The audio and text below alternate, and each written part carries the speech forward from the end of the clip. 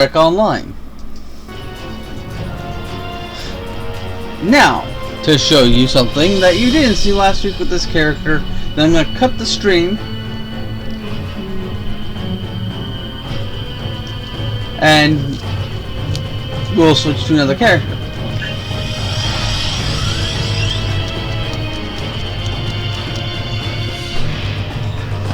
In fact, I'll show you two things you haven't seen yet. Alright, first we go to map. Go to Dyson Sphere Gateway. So you know what? I can do this the easy way. Nope. No, I can't.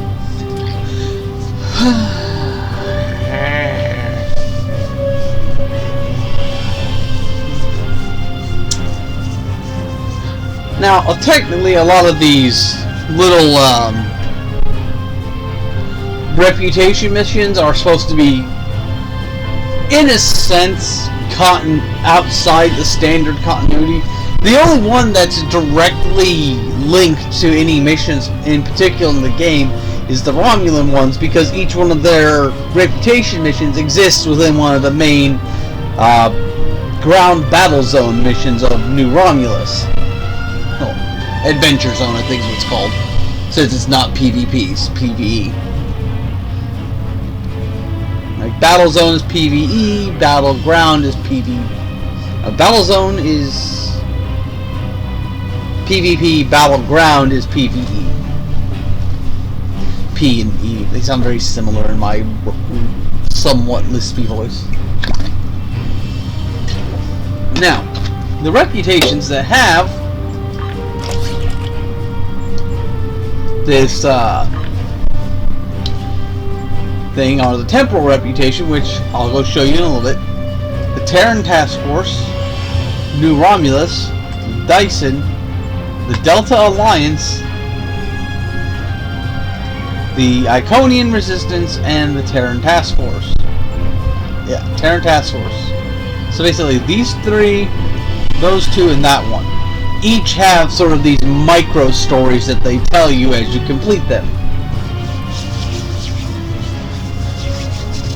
The problem is, it takes a fairly long time to complete them because you have to go. It takes at least 20 days to complete any one reputation.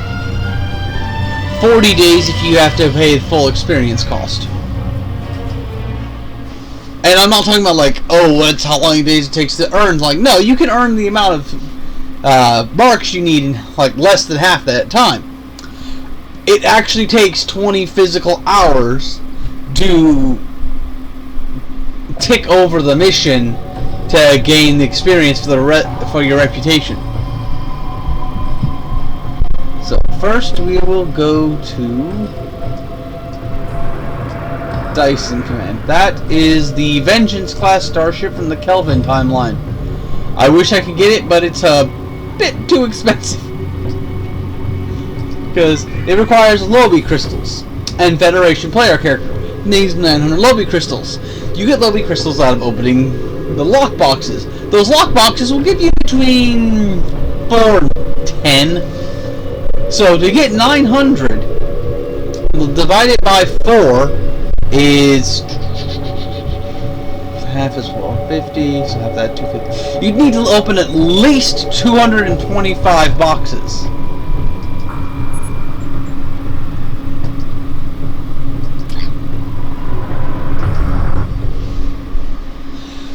I said that right, yes. You'd have to open at least 225 lock boxes. Each one of those lock boxes requires a key. That key costs $1.25. So when you extrapolate that out, that's $200+ to get that. However, you can also get those keys by going to the exchange if you have enough money, which by energy credits, which is the internal currency of the game, which my character doesn't have enough to do. Alright, let's start by watching this. Ah, come in. I have a special assignment that requires a delicate touch. A science ship on patrol in grid Beta 53-30 received an encrypted message from the Voth. This wasn't a message from a military ship or the Voth leadership. This was an encoded short-ranged burst from a Voth science outpost. I think we may have a friend in the enemy's ranks. It'd be best if any communication from our side didn't come from our leadership, for reasons you'll soon see. I want you to pursue a dialogue with this individual. See if we can turn them into an ally. That is all. Dude, stop standing in your chair! Graphical glitches. I'm trying to contact any member of the mammalian occupying force who is willing to open negotiations. I am Nellen Exel of the Voth Circle of Archaeology, and I believe that we have common scientific goals that can only be achieved without the interference of our respective militaries. Working alongside the best minds of the Voth Circles of Science, I have been studying this celestial structure, its function and its original inhabitants. Our work has yielded some troubling information for those seeking to uphold the doctrine that we are the original intelligent species in the Delta Quadrant. The Voth Ministry of Elders maintains that science is only valid if it supports their own fictions of history. I've lost too many colleagues to this terrible government censorship.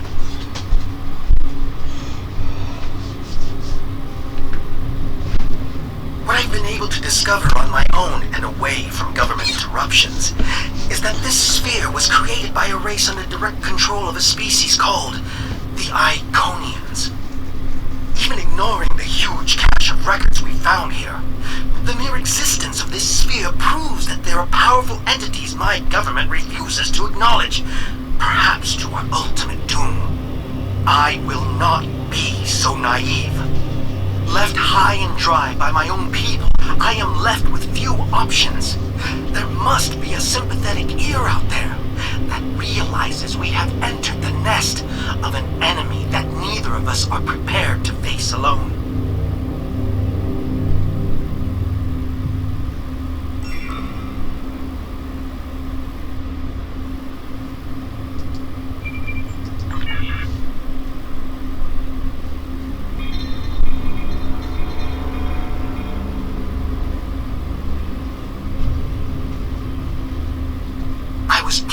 Receive your message, even if I have to keep this conversation a secret from everyone I know.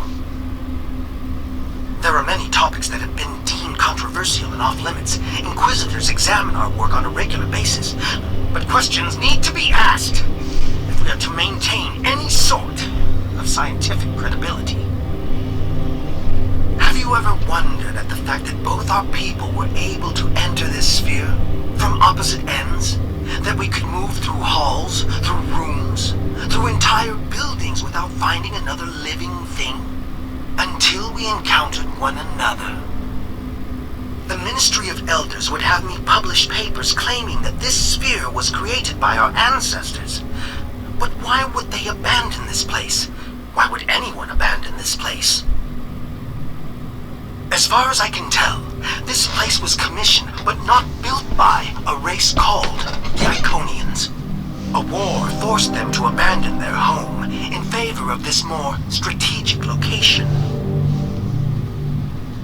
Imagine how many fleets of warships could fit inside here, fed by food grown on thousands of hectares of carefully constructed surfaces, powered by the entire energy of a star, and all waiting to ambush from the dark space of the night sky. The Voth are not warmongers. We have taught doctrine to weaker species, but weapons are usually not required. When the Voth have encountered opposition, we have resisted attempts by others to add us to their own ranks. Fights between evenly matched adversaries tend to be futile. A sphere might convince some that the odds have shifted in our favor. Which brings us back to my first question. Why did the original inhabitants of the sphere leave? Did they feel safe and pick a fight against a superior enemy and lose? Or were they forced to leave by some internal flaw in their fortress? We may all be doomed to the fate of those who lived here before if we aren't careful. End of file.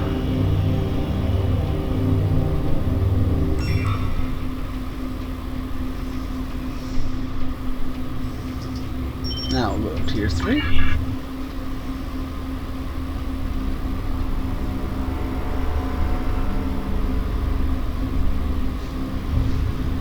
Hello. Thank you for continuing to remind me that there are other sane minds out there. My concerns about the dangers of the Sphere's technology have fallen on deaf ears. In rebuttal, I'm fed propaganda about the Sphere's Voth origins and how easy my job should be. But how easy can a job be if I'm constantly being interrupted by alarms and avoiding catastrophes? In my lab, the Ministry of Elders and their Inquisitor lackeys have installed accomplices who are willing to answer yes when I say no. Advancement is their only goal. Not reason, not discovery, and certainly not safety. Unfortunately, they are rarely up to the tasks for which they volunteer. But the problems may be bigger than incompetent lab techs.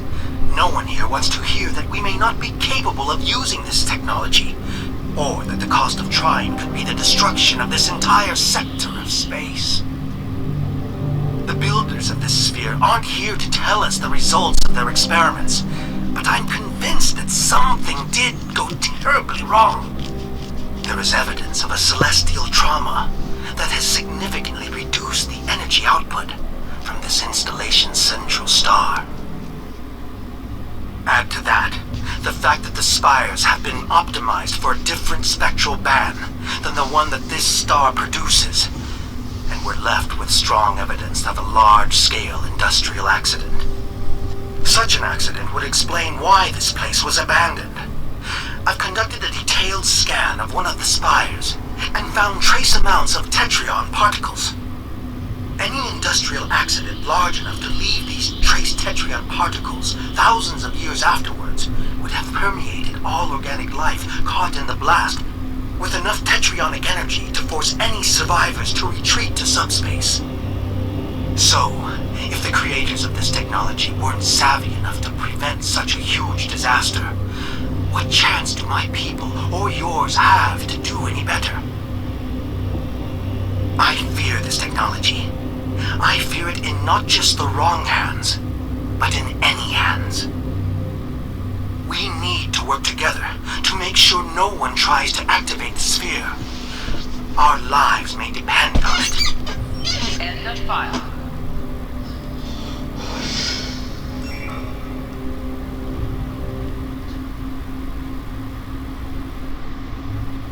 And now for the 4th.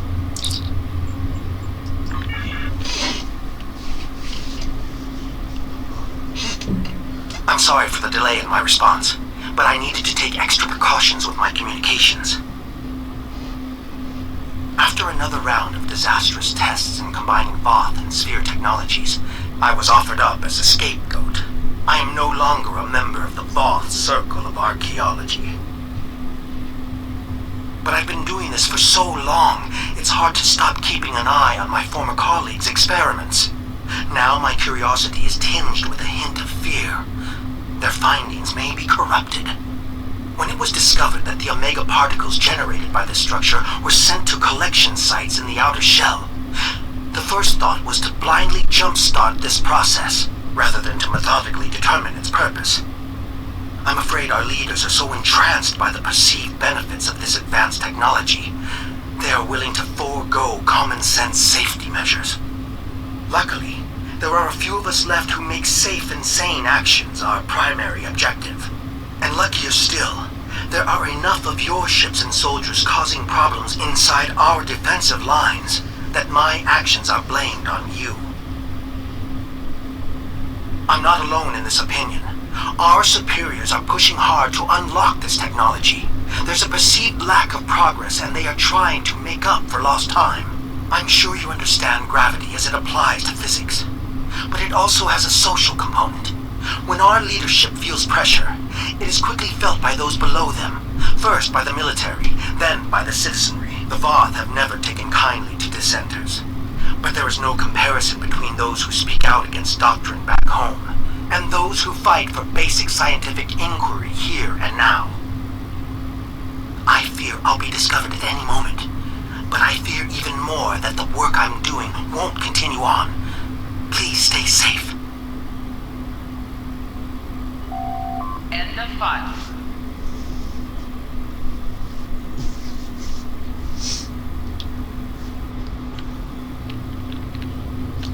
And now for the final mission.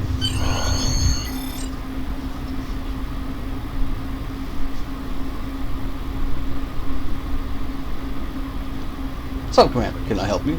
We've intercepted new Voth military communications. I think they've outed your contact.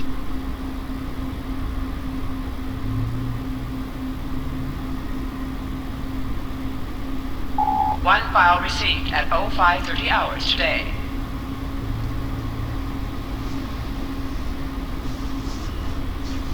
I'm sad at the thought that this may be my final transmission. I've enjoyed our talks together, but I came across something tonight that is too important to leave to chance. I was recently assigned to the Circle of Material Sciences. Apparently, my expertise in using isotopes to date archaeological finds means I'm an expert in chemistry, at least to a military personnel officer. One disadvantage of keeping disciplines separate based on expertise is a lack of shared knowledge, where my new colleagues added footnotes about inverted tetryon particles. I saw a connection to omega molecules, a connection of which they were unaware. On a small scale, my hypothesis yielded a small rift. Applied to the scale of this entire facility, this sphere was built to travel through subspace, across the galaxy. The Voth leadership was excited to learn of this discovery as well.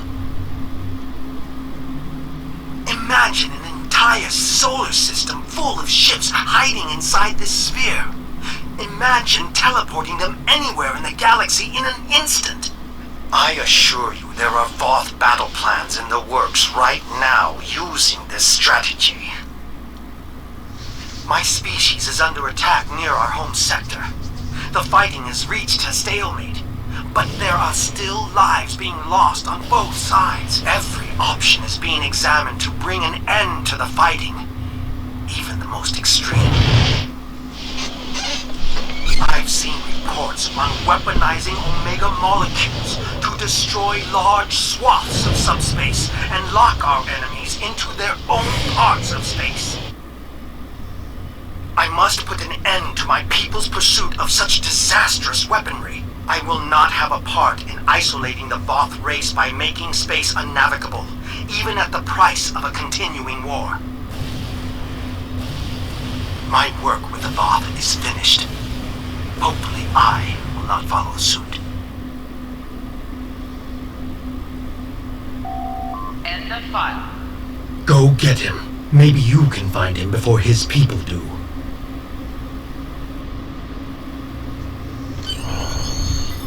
And now, we go get a bridge officer. Now, after I get my head back from teleporting.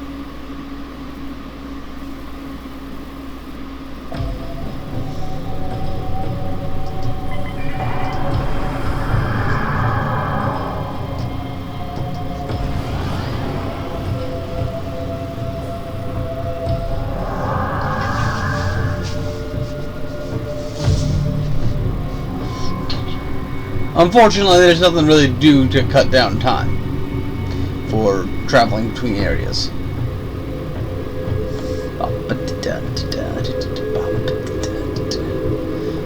But yeah, I haven't completed all of the requisite reputations to get it all because it's kind of systematic that I have to go through each one.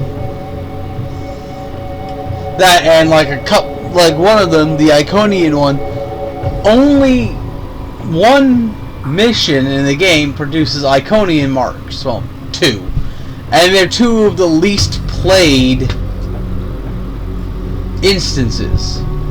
So it takes a very long time to get Iconian marks.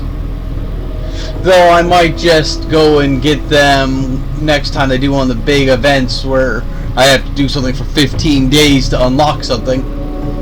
Because those tend to give a pretty sizable reward in marks.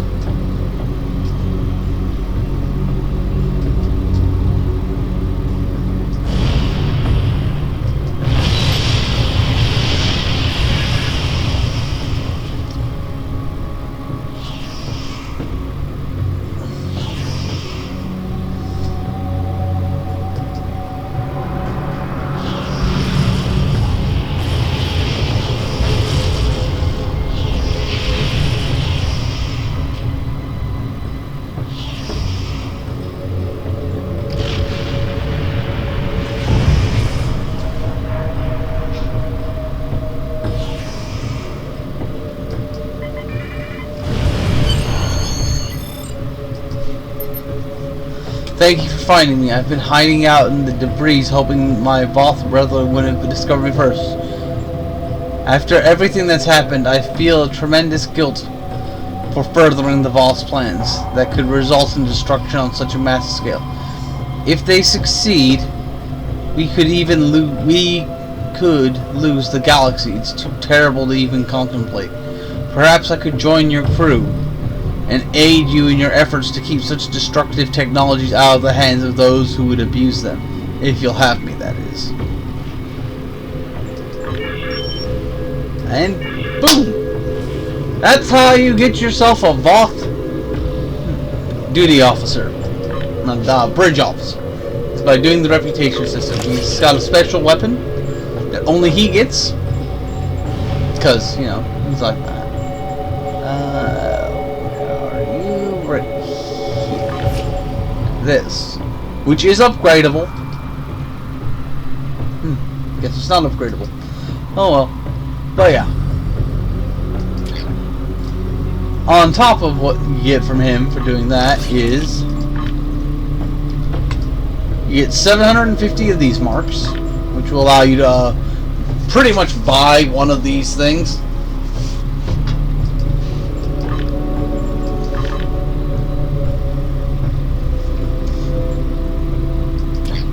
Alright, let's see. Done that, now we gotta go to the Beta Quadrant.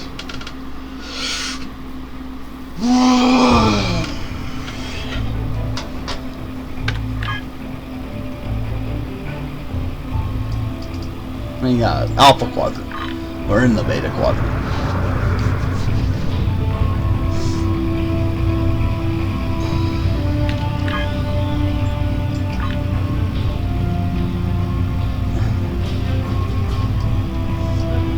That's the galaxy.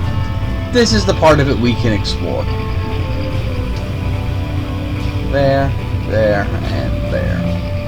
We have yet to really have any mission to do in here except for one. So this quadrant is basically unused. We've only done a little bit in the Delta Quadrant. Like you can see a little break. That's pretty much the whole space we've explored of the Delta Quadrant. All of those areas are what we can go to in the Beta and in the Alpha Quadrant. Essentially one sector.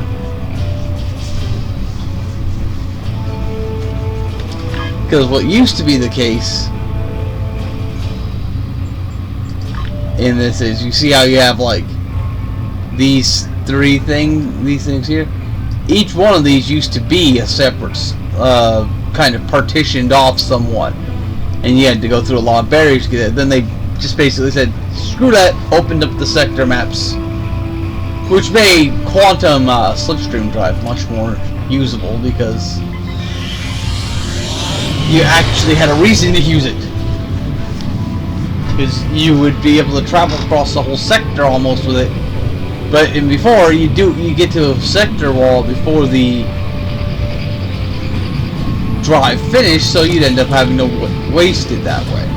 So it was a nice way to open that up. I really liked it. A lot of people didn't, but then again, that's the way it is with every update. Some people love it, Some people hate it. Some people think those that like it should die in a fire. People are like that. Kind of weird. Okay, so I just got the shield. Let's see. The reason why I'm getting like the tier 13 versions of these items is because of something I unlocked with one of my other characters. She's got the full honor guard set. Boom, boom. Take that off of you, and we will give you the weapon that goes with that unset set.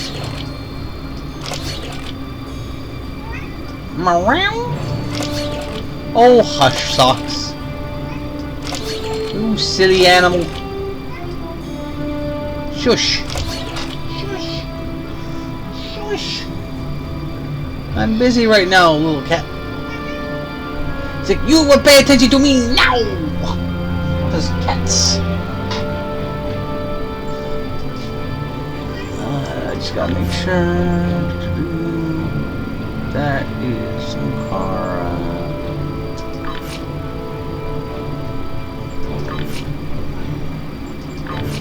I want to make sure I don't want to put points into something I've already unlocked, because it's kind of wasteful.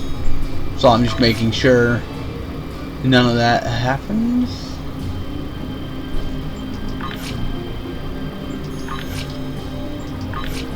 Okay. So yes, we will put points into this. Boop. Can I? Ah, I've already got enough refined the lithium. Cool. Boom. Boom. Boom.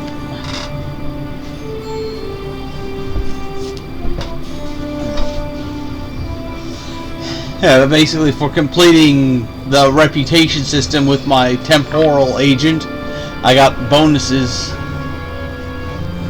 when it comes to unlocking this, so it's all unlocked at a much higher level than it would normally be, which is kind of cool.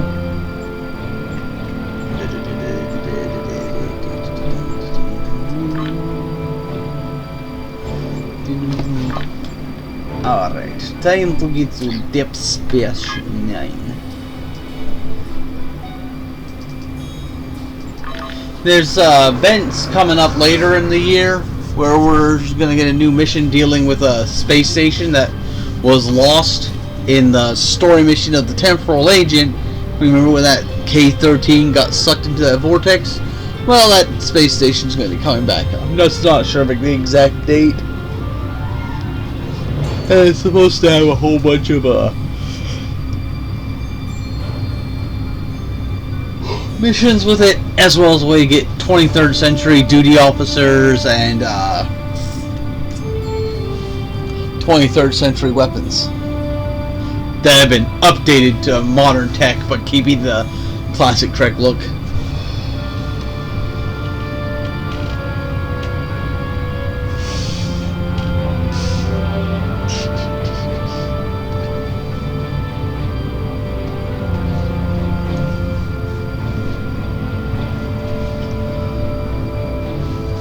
Flying through space at speeds that are uncalculable. Oh, technically I think the ship is going at warp 9.995,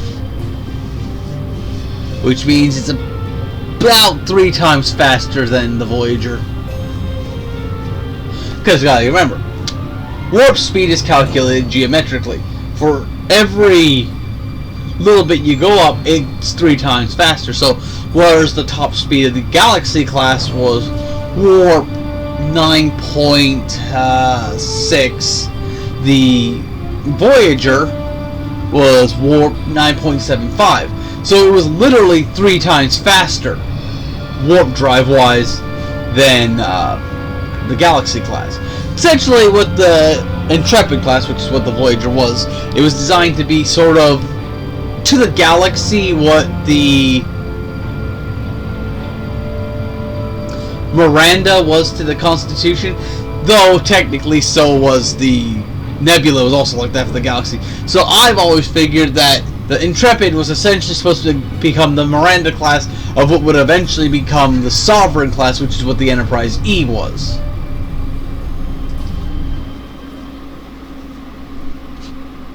But that's just fan speculation based on my relatively limited knowledge of how the ships are produced for the series.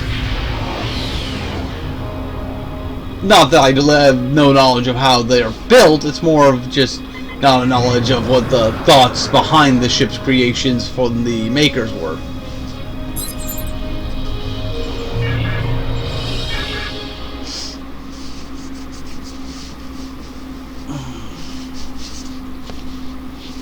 I don't judge things like that.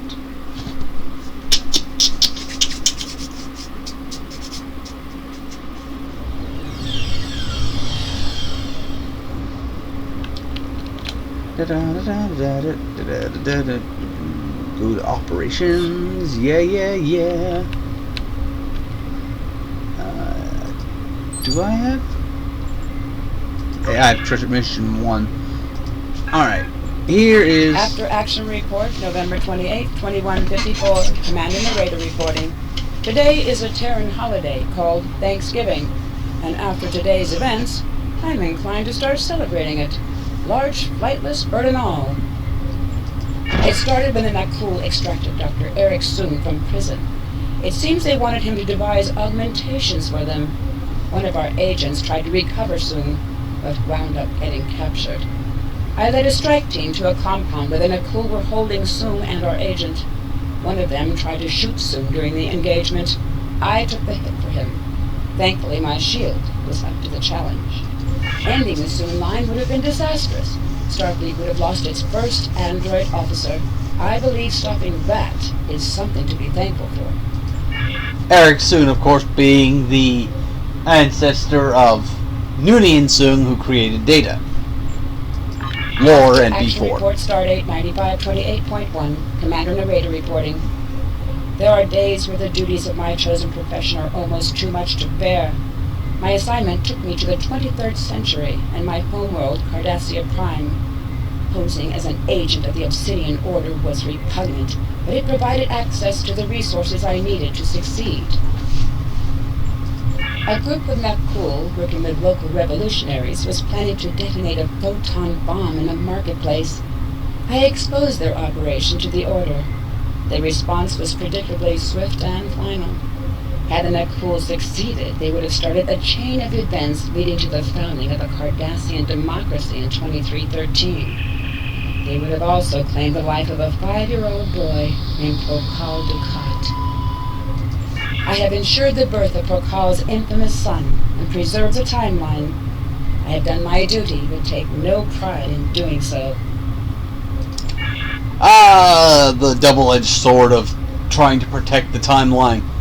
Sometimes you wish you didn't have to.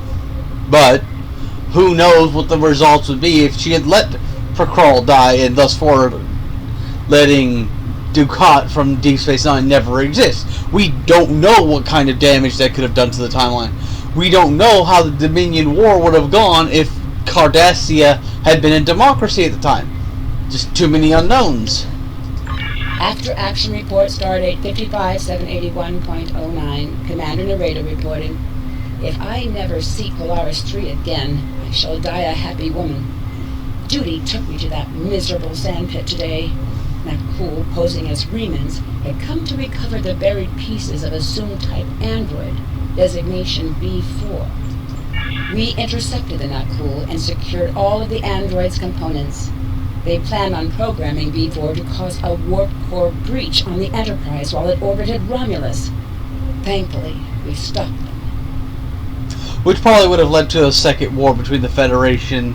Well, it'd be the first war between the Federation and the Romulans, but the second war between Earth and the Romulans at that time, which would have left the Federation much weakened comparatively for later incidents.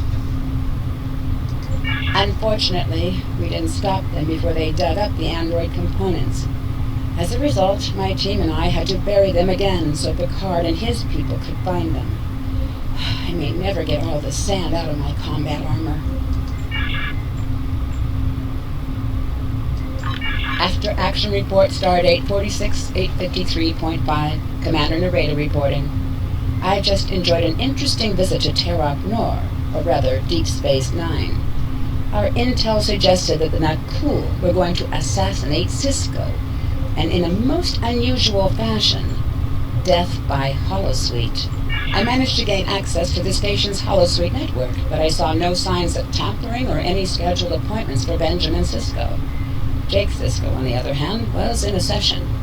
I hacked the suite and stopped a holographic baseball pitcher from throwing a 300-mile-an-hour fastball into Cisco the Younger's skull.